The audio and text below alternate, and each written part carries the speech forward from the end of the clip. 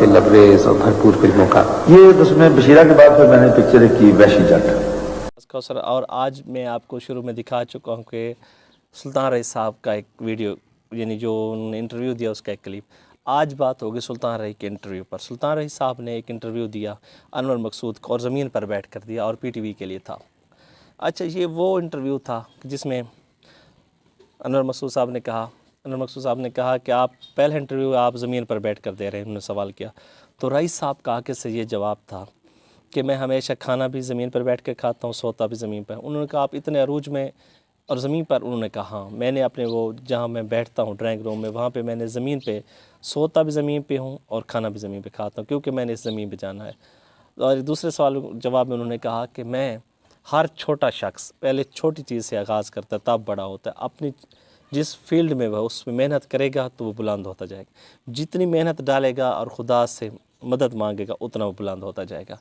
کیا عاجزی کی باتیں تھی ان کی۔ اچھا، انہوں نے کہا کہ آپ نے بابر فلم اور بشیرہ میں خوبصورت رول کیے، اور لیکن آپ جب مشہور ہوئے تو آپ فائٹنگ والے رول میں۔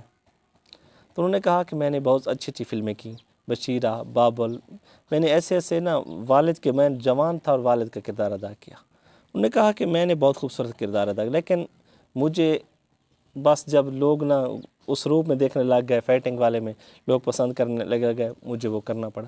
تو انہوں نے کہا کہ میرے کیریئر کی سب سے بری فلم وحشی جٹ تھی، لوگوں کو بہت پسند آئی، لیکن میرے کیریئر کی، کیونکہ اس کے بعد وہ اس میں گنڈاسا دکھایا گیا، میں اس گنڈاسے کا شکار ہو گیا۔ اور میں وہ سلطان رئی صاحب نے ایک سوال کے جواب میں ہنستے ہوئے کہا کہ جس طرح مجھ سے کام لیا جا رہا ہے، میں جب دنیا چھوڑ جاؤں گا مجھ سے کام لینے والا کوئی نہ ہوگا۔ کیوں؟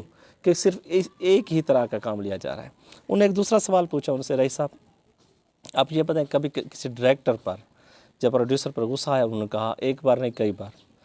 تو انہوں نے کہا کب؟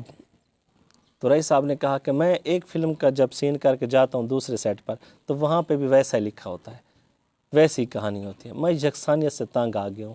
میں نے ان کو کہا یار کوئی تھوڑا سا تبدیل تو کر لیا کرو، ایک ہی طرح کے مجھے رول دے کر مار دو گے۔ رئی صاحب نے کہا میں ایسے نہیں مروں گا، وہ تو جب تک میری زندگی کے تب تک نہ، لیکن مجھے ایک جیسے کردار دے کر یہ لوگ مار دیں گے۔ تو انہوں نے کہا کہ گانا پکچرائز کراتے ہوئے آپ کو کیسا لگتا ہے؟